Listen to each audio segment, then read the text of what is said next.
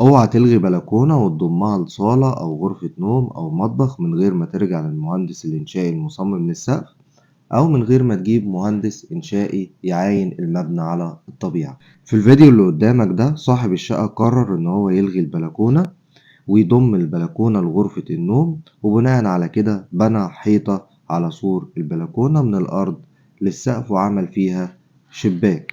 ونتيجة ده حصل تريح في خرسانة سقف البلكونة، ونتج عن التريح ده شرخ كبير فاصل بين خرسانة سقف البلكونة وبين الطوب اللي مبني فوق البلكونة.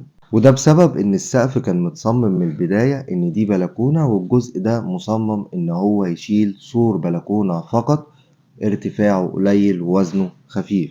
فلما العميل كمل الحيطة لحد السقف، الجزء ده من السقف اتحمل وزن كبير جدا ما كانش متصمم من البداية إن هو يشيله، وبالتالي حصل تريح في خرسانة سقف البلكونة.